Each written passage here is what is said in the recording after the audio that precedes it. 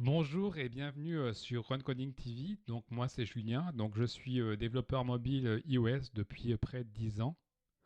Donc sur ma chaîne YouTube, je suis là pour vous partager ma passion pour le développement mobile iOS et le langage Swift.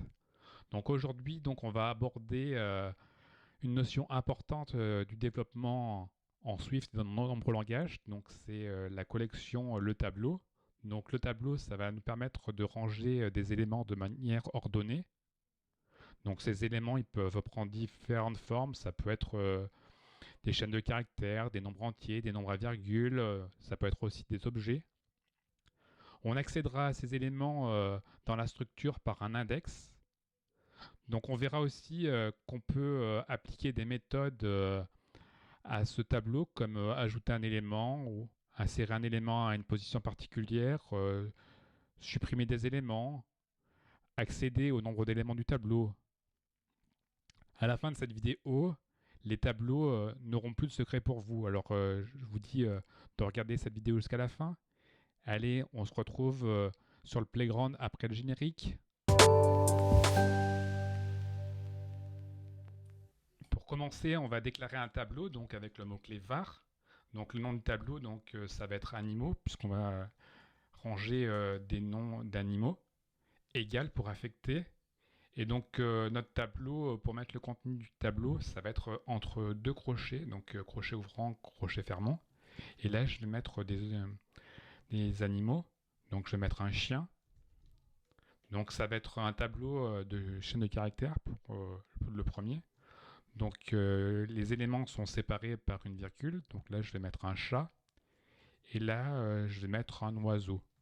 Donc pour ce premier tableau, on va se contenter de trois éléments.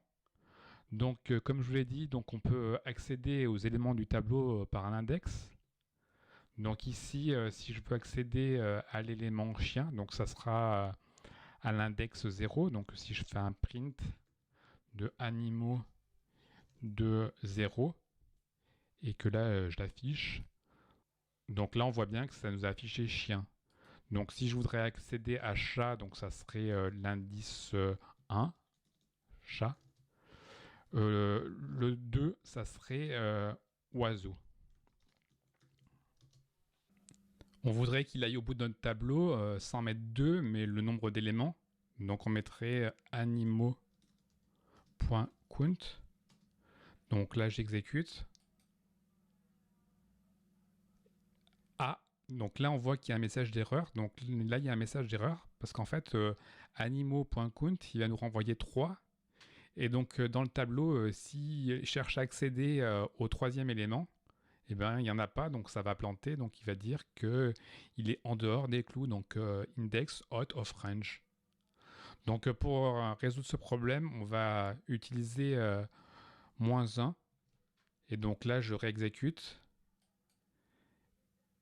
et donc là on voit que c'est passé mon chien, mon chat, mon oiseau.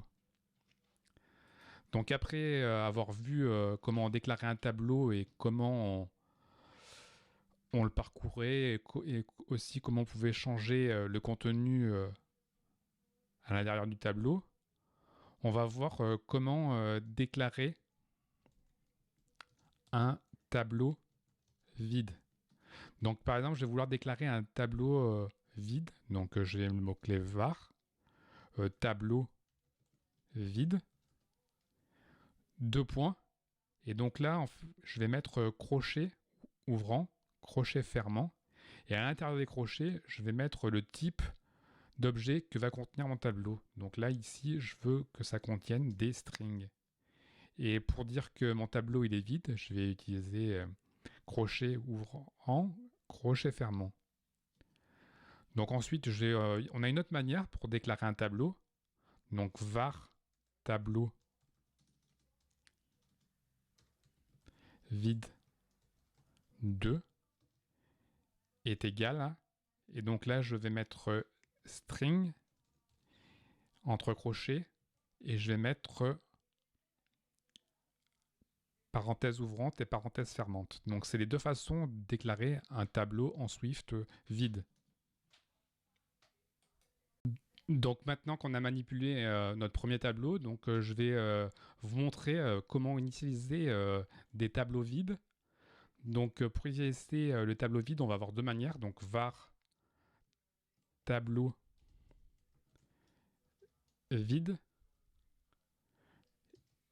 et on va mettre deux points, les crochets ouvrant et fermant, et on va spécifier le type. Donc là on veut que ce soit un tableau de chaîne de caractères, donc string est égal à, et crochet ouvrant, crochet fermant, pour dire que il n'y a rien dans notre tableau.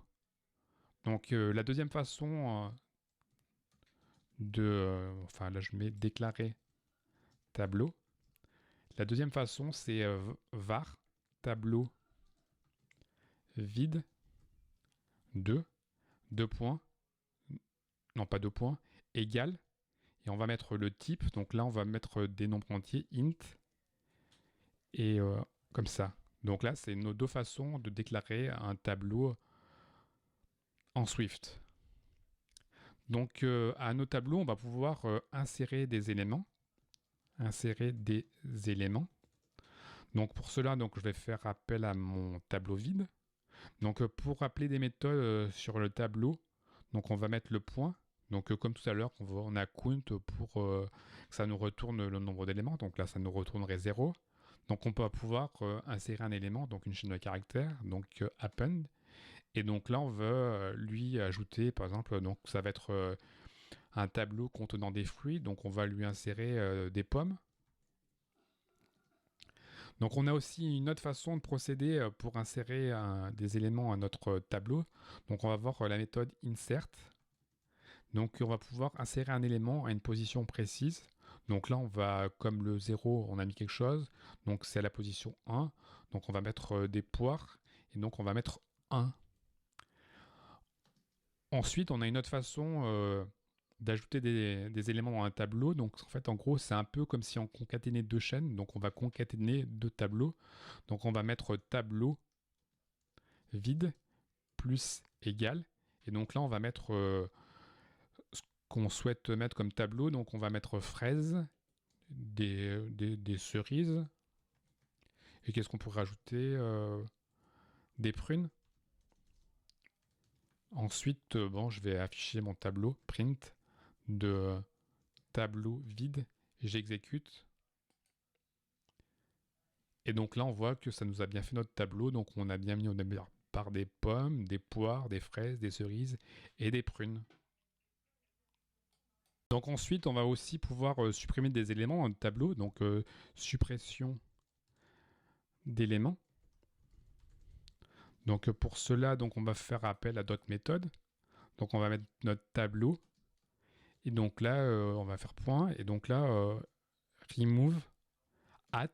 Et donc là, on va enlever un élément à son index. Donc là, par exemple, si je veux enlever fraise, je vais mettre l'index 2.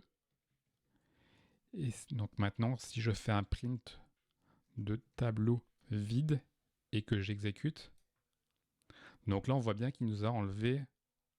Donc qu'est-ce que j'ai dit? J'ai dit que j'enlevais le 2. Ah oui, donc j'ai enlevé les fraises, on va dire.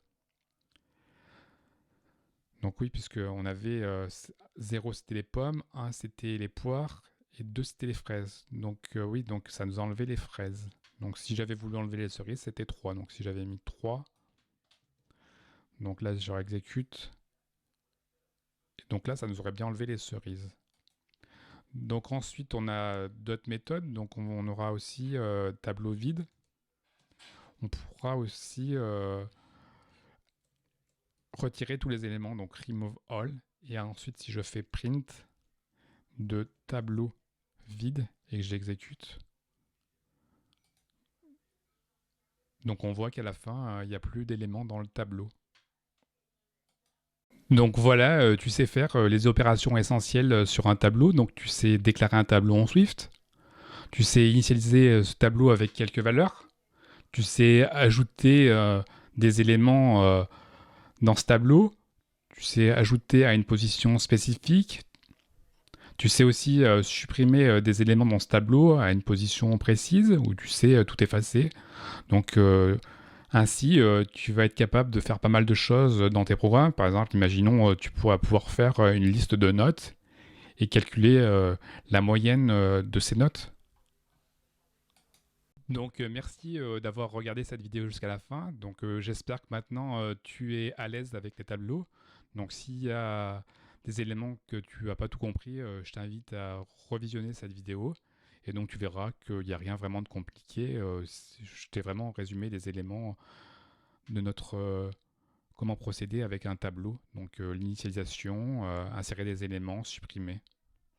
Donc, si tu as aimé cette vidéo, n'hésite pas à mettre un petit pouce bleu et aussi à t'abonner à ma chaîne si tu souhaites être informé des prochaines publications de mes vidéos.